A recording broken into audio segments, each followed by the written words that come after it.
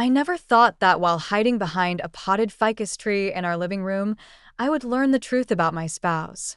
Still, I was there at midnight, hiding among its leaves, watching Chase stride back and forth while holding his phone to his ear. I'm Willa, and up until that point, I believed I had my life under control. I teach elementary school. I'm expecting our first child, and I'm married to what I thought was a loving husband. But when you least expect it, life has a way of appending your assumptions. Look, Mom, Douglas's death changes everything, Chase said softly into his phone without noticing me. Willa is currently too upset to consider the inheritance rationally. This is our opportunity. I suppressed a gasp by pressing my hand to my mouth. Just 2 weeks had elapsed since my father's death, and here my husband was, in the middle of the night, planning something involving my fortune.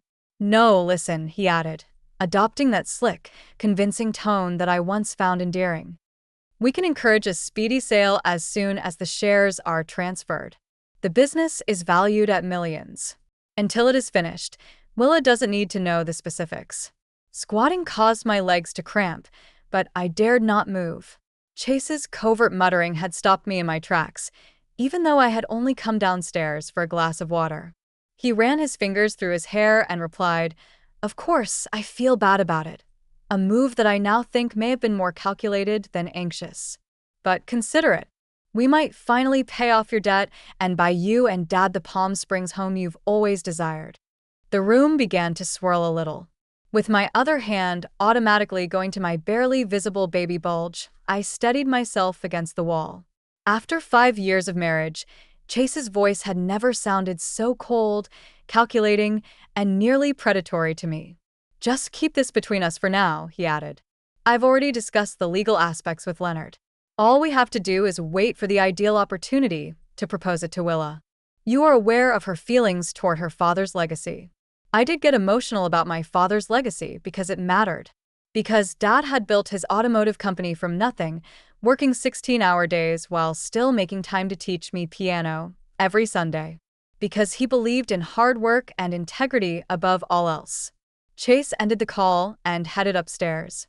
I waited until his footsteps faded before emerging from my hiding spot, my water forgotten.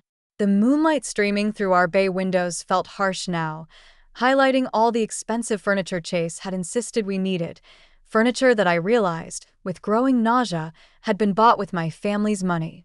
My phone buzzed in my pocket. A text from Jenna, my best friend since college. "Jenna, can't sleep. Saw you were online. Everything okay?" I stared at the message, my fingers hovering over the keyboard. How could I possibly explain what had just happened? That my husband was plotting to steal my inheritance while I carried his child? That the man I trusted with my heart was apparently nothing more than a well-dressed con artist? Instead, I typed, "Need to talk. Breakfast tomorrow. Important." Her response came immediately. "Jenna. Usual place, 7 a.m. Should I be worried?" I looked around our living room at all the carefully curated photos of our perfect life together, Chase and me on our honeymoon in Bali, at our wedding where he had charmed everyone with his tearful vows, at family gatherings where he had played the devoted son-in-law to perfection. "Worried?" I wrote back.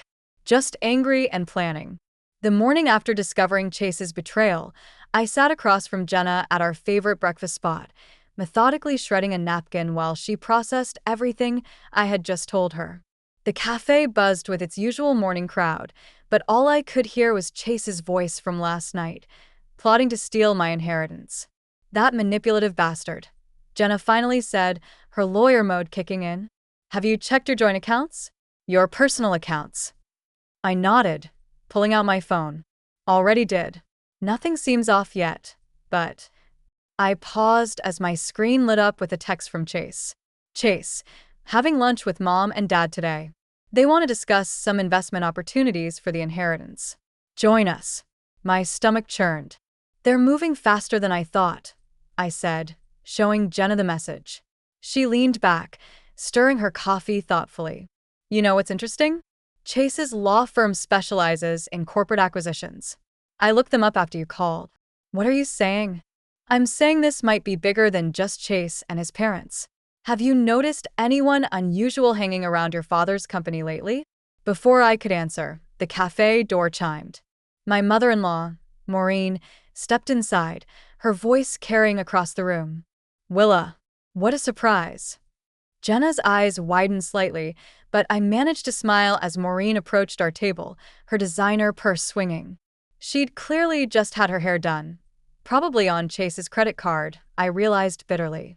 Just grabbing breakfast with Jenna, I said, trying to keep my voice steady. How are you? Oh, wonderful. And you're looking so pregnant and glowy, Maureen gushed, patting my stomach without asking. Chase told me you might join us for lunch today. We have such exciting ideas to discuss. I felt Jenna's foot press against mine under the table, a silent reminder to stay calm. Actually, I have a doctor's appointment. I lied smoothly. Routine checkup. But surely you can reschedule. This is about your future. Your baby's future. Maureen's smile remained fixed, but her eyes hardened slightly. The baby's future is exactly why I can't miss it, I replied, gathering my things. Maybe next time. As we left the cafe, Jenna grabbed my arm. Okay, that was not a coincidence.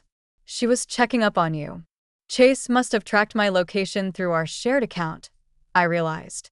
I need to change my settings. You need to do more than that, Jenna said firmly. You need to protect yourself legally before they can make any moves on the company shares. My phone buzzed again. Another text from Chase. Chase, Mom said she saw you at breakfast. Everything okay? You seem distant lately. I stared at the message, remembering how Chase used to send me random texts throughout the day just to make me smile. Now, each word felt calculated, part of some elaborate performance. I don't know how to keep pretending everything's normal, I admitted to Jenna. Every time he touches me or asks about the baby, I feel sick. Then don't pretend, Jenna said. Use it. Let him think you're struggling with grief over your dad. It'll buy us time to figure out exactly what they're planning. As if on cue, my phone lit up with a call from my mother. Lorraine, I answered. Hey, Mom. Honey, are you sitting down? Her voice was tight with controlled anger. I just got some interesting information about Chase's firm that you need to hear. I put the phone on speaker, meeting Jenna's concerned gaze.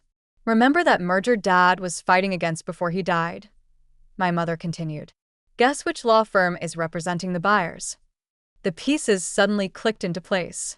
This wasn't just about the inheritance. This was about my father's entire legacy. And my husband had been working against him the whole time. I have to go, I told them both. I need to get home before Chase realizes something's wrong.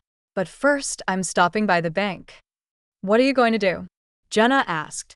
I thought about Chase's smooth lies, Maureen's calculating eyes, and my father's dreams for his company. I'm going to protect what's mine, I said. And then I'm going to make them regret ever underestimating me. After a week of playing detective in my own home, I finally found what I was looking for in Chase's office. My hands trembled as I held the documents, merger proposals, confidential emails, and draft agreements, all dated months before my father's death. The corporate logo at the top of each page felt like a slap in the face. Bennett and Associates, the firm where my husband had worked for the past 3 years. The office door creaked behind me. I whirled around to find Chase standing there, his expression unreadable. Looking for something specific? He asked, his voice eerily calm. I held up the papers. How long were you planning this? Before or after Dad got sick? It's not what you think, Willa. He stepped into the room, closing the door behind him. The merger would save the company. Your father was too stubborn to see it. Too stubborn. My voice cracked. He built that company from nothing. He trusted you. And I'm trying to protect his legacy. Chase moved closer, reaching for my hand. I stepped back, bumping into his desk. The market's changing. Without this merger, the company won't survive another 5 years. Don't. I press my hand against my stomach, feeling our baby kick. Don't pretend this is about protecting anything except your commission. His face hardened. You're emotional. The pregnancy hormones. Don't you dare. The rage I'd been suppressing burst free. I found the transfer documents, Chase. Already filled out, Just waiting for my signature. Were you going to forge that too? Something flickered in his eyes. Not guilt. Annoyance. Annoyance at being caught. Your father's death changed everything. We had to move quickly. We. I laughed bitterly. You mean you and your parents. How much are they getting from this deal? The sound of the front door opening interrupted us. Chase? Willa? Maureen's voice floated up the stairs. We brought lunch. Chase grabbed my arm. Don't make a scene. Not now. Think about the baby. I yanked away from him. That's exactly what I'm thinking about. There you are. Maureen appeared in the doorway, Leonard behind her. Her smile faltered when she saw the papers in my hand. Oh, are those the merger documents? Wonderful. We can discuss everything over lunch.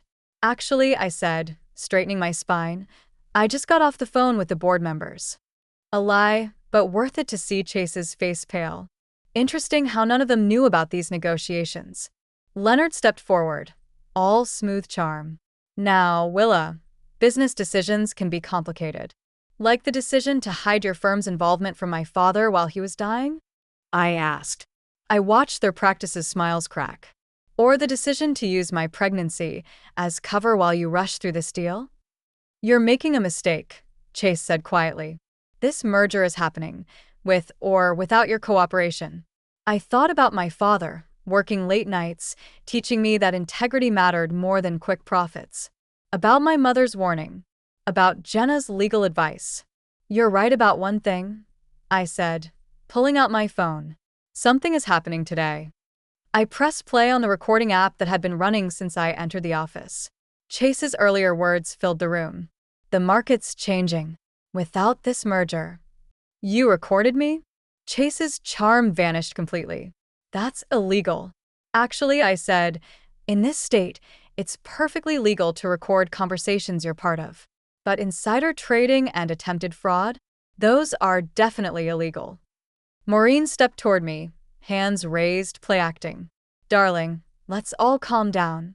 I've already sent copies to the board, the SEC, and my lawyers. I continued. Another lie, but I'd be doing it the moment I left. So here's what's going to happen. You're all going to leave my house. Now. This is my house too. Chase snapped. Check the deed, I replied. Dad put it in my name as a wedding gift. Funny how you never noticed that detail. I walked past them, head high despite my shaking hands. At the doorway, I turned back. Oh, and Chase? I'd start looking for a good lawyer. One that doesn't work for your father. Their protests followed me down the stairs, but I didn't stop. My phone was already in my hand, texting Jenna. It's worse than we thought. Meet me at your office. Bringing evidence. The emergency room's fluorescent lights made everything look harsh and unreal.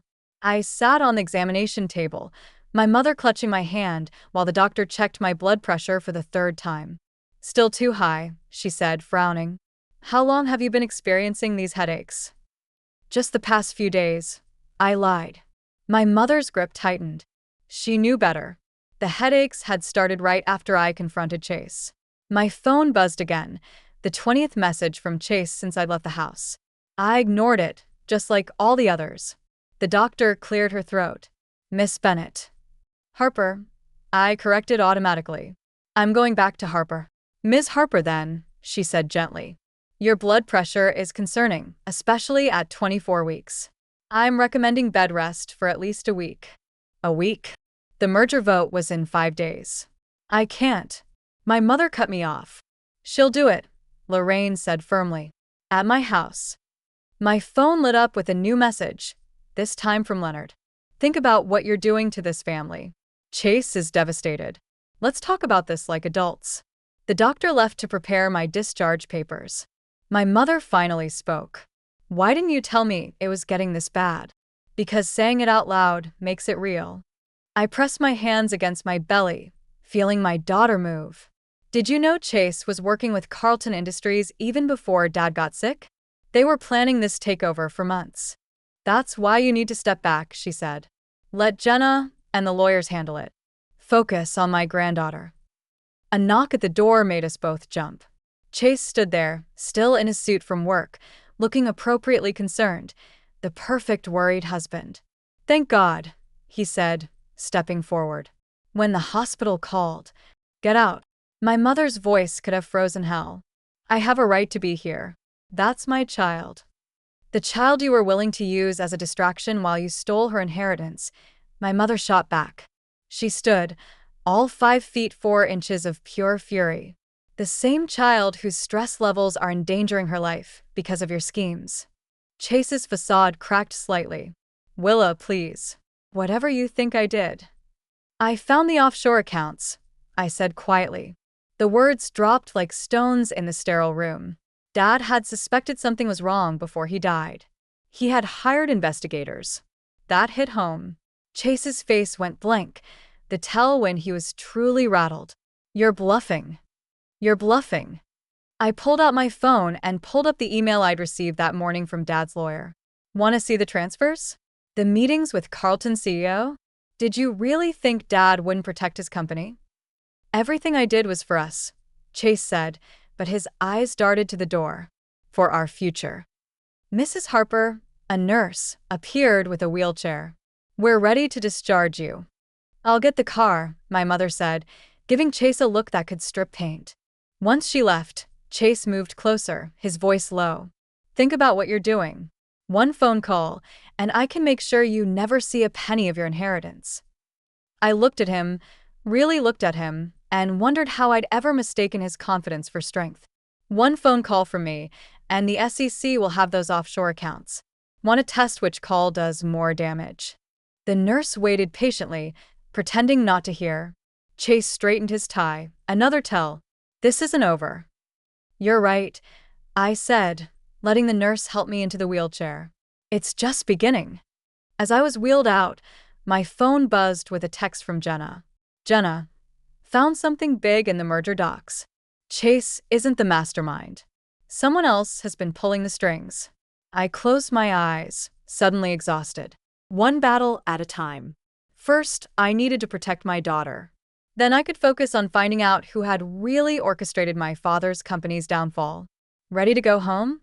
My mother asked as we reached her car. No, I said, thinking of the house I'd shared with Chase, filled with expensive furniture and empty promises. But I'm ready to start fighting back. 3 days into my stay at my mother's house, Leonard Bennett showed up unannounced. I watched from the upstairs window as he charmed his way past the housekeeper, briefcase in hand, wearing the same expensive smile he'd used to convince my father to hire Chase 5 years ago. You don't have to see him, my mother said from behind me. Actually, I do. I smoothed my shirt over my growing belly. But not alone.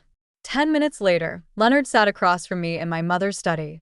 Jenna sat beside me, and my mother stood by the fireplace like a sentinel. This situation has gotten out of hand, Leonard began, opening his briefcase. I have a proposal that could benefit everyone. Like the proposal to sell my father's company behind my back? I kept my voice steady, remembering Jenna's coaching. Leonard pulled out a document. Carlton Industries is offering to keep the current management team. Your father's legacy would remain intact while Chase gets his commission, and you clear gambling debts. The words hit their mark. Leonard's smile flickered. Did you really think Dad's investigators wouldn't find those too? Now see here. Leonard started to rise, but my mother's voice cut through the room. Sit down, Leonard. You're not dealing with some naive socialite anymore. He sat, adjusting his tie. Chase loves you, Willa. This pregnancy, the stress, you're not thinking clearly. Actually, Jenna interjected, sliding a folder across the table, she's thinking very clearly. These are cease and desist orders for you, Chase and Morin. Any further attempts to contact Willa will result in harassment charges. Leonard's facade cracked. You ungrateful. A knock at the door interrupted him. The housekeeper entered, looking uncomfortable. I'm sorry, but Mrs. Bennett is here. She's quite insistent. Before anyone could respond, Morin burst in. Mascara streaked down her face. How could you do this to Chase? He's been suspended from the firm. The firm suspended him because he violated ethics protocols, Jenna stated flatly. That's what happens when you conspire to defraud shareholders. We were trying to help. Moore's voice rose hysterically. That company is dying. Chase was saving it by secretly working with both sides of a hostile takeover. I stood, anger finally breaking through my careful control. By using my father's death as an opportunity? Your father was a fool, Leonard snapped, showing his true colors at last. He could have sold years ago, made us all rich. But he was too stubborn. Get out. My mother's voice could have cut glass. Both of you. Out of my house. This isn't over, Leonard threatened, gathering his papers. You have no idea what you're up against. Actually, I said, pulling out my phone. I do. I played the audio I had just recorded. Leonard's face went pale. You can't use that. Watch me. I stepped closer, letting him see the fury I'd been containing. You used my father's death, my pregnancy, my trust, all of it. Now I'm going to use everything I have to make sure you, Chase, and everyone involved pays for it.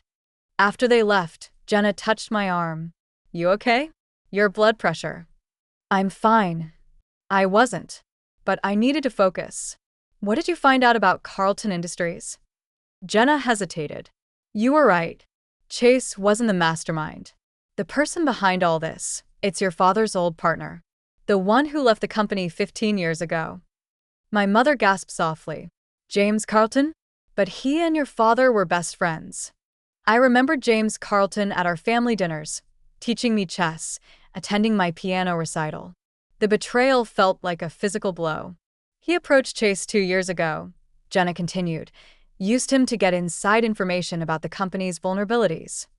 I sank into a chair, one hand on my stomach. My daughter kicked, as if sensing my distress. So Chase wasn't just greedy, I murmured. He was a puppet. A willing puppet, my mother reminded me. I looked at the chess set in the corner, the one James Carlton had given me for my 16th birthday. Then it's time to cut his strings. I turned to Jenna. How quickly can you set up a meeting with the board?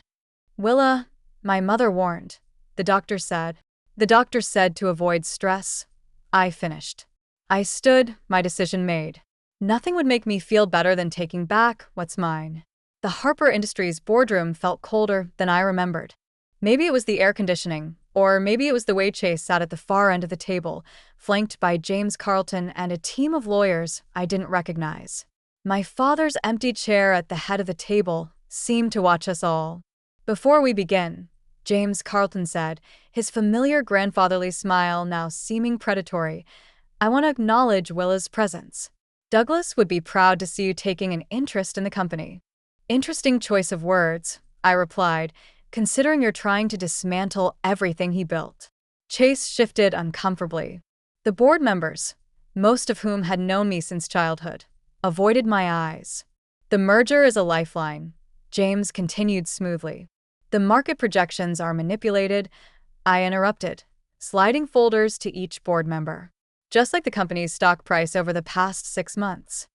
The room went silent. Chase's face drained of color. That's a serious accusation, James said, his smile tightening. It's not an accusation. I nodded to Jenna, who opened her laptop. It's evidence. My father suspected someone was artificially depressing the stock. That's why he hired investigators before he died. Chase stood abruptly. This is ridiculous. Willa's pregnancy hormones. Sit down, Chase, James snapped, showing the first crack in his facade. These conspiracy theories are documented in these files, I continued, including your private meetings with Chase, the offshore accounts, and the shell companies you've been using to buy up shares. The boardroom door opened. My mother walked in, followed by 2 SEC agents. What is this? James demanded. This, I said, standing despite my trembling legs, is what happens when you underestimate a pregnant woman with insomnia and access to her father's files. What happened next seemed to move in slow motion. James lunged for Jenna's laptop. Chase shouted something about being set up. The SEC agents moved forward. Then pain shot through my abdomen, sharp and terrifying. Willa. My mother's voice seemed far away. I gripped the table, spots dancing in my vision. The baby. Everything blurred. I was vaguely aware of being helped into a chair, of voices arguing, of Jenna calling an ambulance. "This is your fault," I heard Chase say. "If you hadn't pushed this." My fault. The pain made my voice shake, but the anger gave it strength. "You betrayed everything. Our marriage, my father's trust, our daughter's future. I did it for us." Chase's mask finally cracked completely. James promised me partnership, control of the merged company. We could have had everything. Everything except integrity. I gasped as another pain hit. James Carlton's smooth voice cut through the chaos. "This meeting is clearly over, given Mrs. Harper's condition." "The meeting continues," my mother announced. "The SEC has what they need, and Willa has signed proxy powers to me in case of emergency." I wanted to smile at the shock on their faces, but the pain was getting worse. The paramedics arrived, asking questions I could barely focus enough to answer. "The baby's going to be fine," Jenna whispered, squeezing my hand. "But you have to let us handle this now." As they wheeled me out, I caught a final glimpse of the boardroom. Chase stood frozen, watching me leave, his ambitions crumbling around him. James Carlton was already in handcuffs, his grandfatherly act replaced by cold fury. And my mother sat in my father's chair, her spine straight as steel, facing down the men who had tried to steal our family's legacy. In the ambulance, between waves of pain and fear, I thought about my father, about integrity and legacy, and what really matters when everything else falls apart. "Your blood pressure is too high," the paramedic said. "Try to stay calm." Stay calm? While my marriage imploded, my father's company hung in the balance, and my baby's life might be at risk. I closed my eyes, feeling more alone than ever. Dad, I whispered. "I could really use your help right now."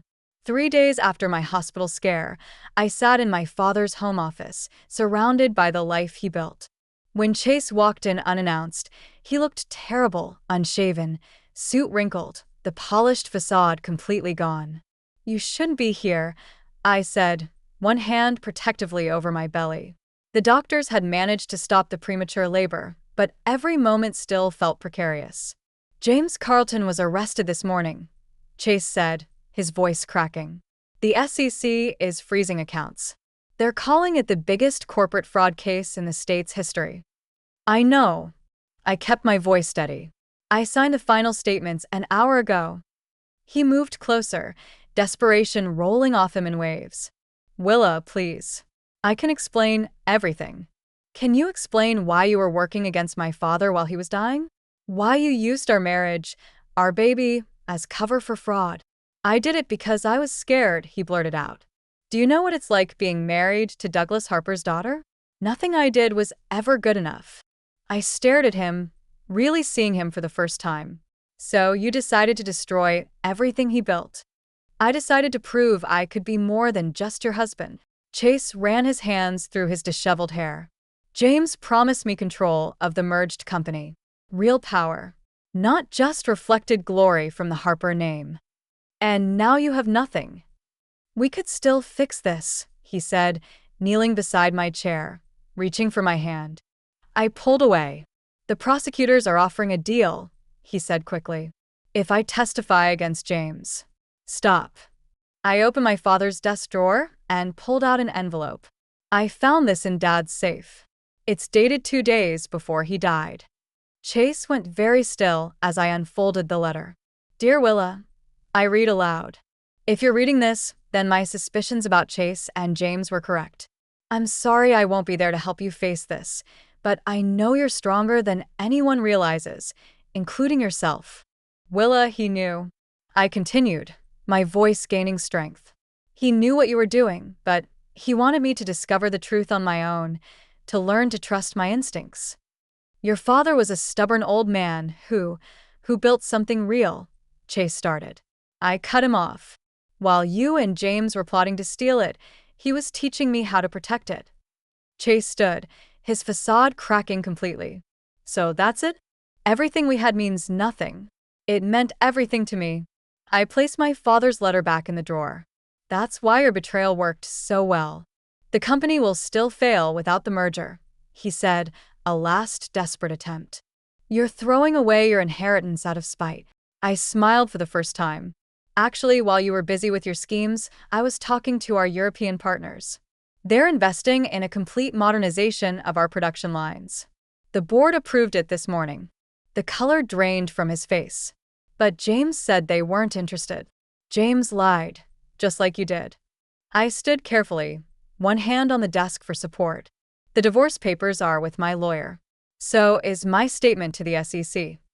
You're really going to do this? His voice turned cold. Destroy me? The father of your child. No, Chase. You destroyed yourself. I walked to the door, then turned back. My father left you a message too. It's in the envelope. I waited while he opened it with trembling hands and read the single line. I gave you a chance to choose integrity. You chose greed. Chase crumpled the paper, his carefully constructed world collapsing around him. Willa, wait. Goodbye, Chase. I stepped into the hallway, where Jenna and my mother waited. The SEC agents are in the living room, my mother said. They'll want to talk to you about those offshore accounts. As we left, I heard Chase calling my name, his voice echoing through the house where I'd grown up, where I'd fallen in love, where I'd finally learned to stand on my own. Are you okay? My mother asked softly. I touched my stomach, feeling my daughter kick, strong and determined, just like her grandfather. I will be. We both will be. 6 months later, I stood in my father's office, now my office, holding my newborn daughter while watching Harper Industries' stock price climb on the digital display. The European partnership had exceeded everyone's expectations, and the company was stronger than ever. A knock at the door interrupted my thoughts. The board meeting starts in 10 minutes, Jenna said. Then she smiled at the baby. How's little Douglas doing? She prefers Dogie. I corrected, adjusting my daughter's position. And she's helping me review quarterly reports. The newspaper on my desk caught my eye. A small headline about Chase's sentencing, 3 years, reduced from 5 for his testimony against James Carlton. His parents had fled to Florida, leaving behind a wake of unpaid debts and broken relationships. Have you read his letter?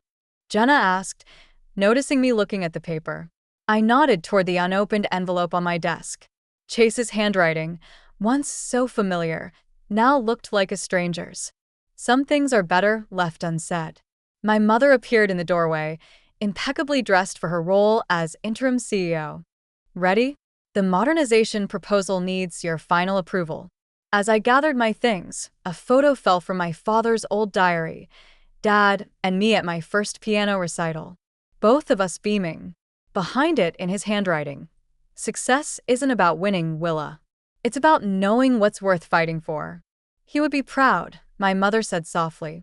Not just of saving the company, but of how you did it, without revenge, I added, understanding finally hitting me. That's what he wanted me to learn. Anyone can destroy things. Building something better. That's the real victory. The boardroom looked different now, new faces mixed with old, the company evolving while keeping its core values. As I took my seat, Doug slept peacefully in her carrier beside me. I thought about cycles of betrayal and redemption, of endings and beginnings. Before we start, I said, addressing the board, I want to announce a new initiative. We're establishing the Douglas Harper Foundation for Ethics in Business, full scholarships for students who demonstrate integrity and innovation. I saw approval in the older board members' eyes, understanding in the new ones. This was how you built a legacy, not by tearing others down, but by creating opportunities for something better. After the meeting, I found another note from my father, tucked inside his old desk calendar. The hardest part of success isn't achieving it. It's deciding what kind of person you want to be when you get there. My phone buzzed with a text from Warren. Chase asks about the baby. Please, just one photo. I deleted it without responding. Some bridges stay burned, not out of hatred, but because building new ones serves us better. Miss Harper. My assistant appeared. The new production line supervisors are here for training, and your mother mentioned something about piano lessons for when Doug's older. I smiled, remembering Sunday afternoons at the piano with Dad, his patience as I learned each note. Schedule both, I said, and add weekly ethics seminars for all management levels. Later, as I drove home with Doug, I passed the house where Chase and I had lived. New owners had painted it, planted different flowers, changed it into something new. Just as I had changed my father's company into something that honored his values while facing forward. At a red light, I finally opened Chase's letter. Inside was a single line. I'm sorry. I chose wrong. I let the wind take it through the car window, watching it disappear into the evening sky. Doug stirred, her tiny hand gripping my finger with surprising strength. Ready to go home, little one? I asked, thinking of the piano waiting in our new house. Of Sunday afternoons to come. Of lessons about integrity that can't be taught with words alone. The light turned green, and we moved forward, leaving the past where it belonged. Not forgotten, but transformed into something wiser, stronger, and ultimately more valuable than revenge could ever be.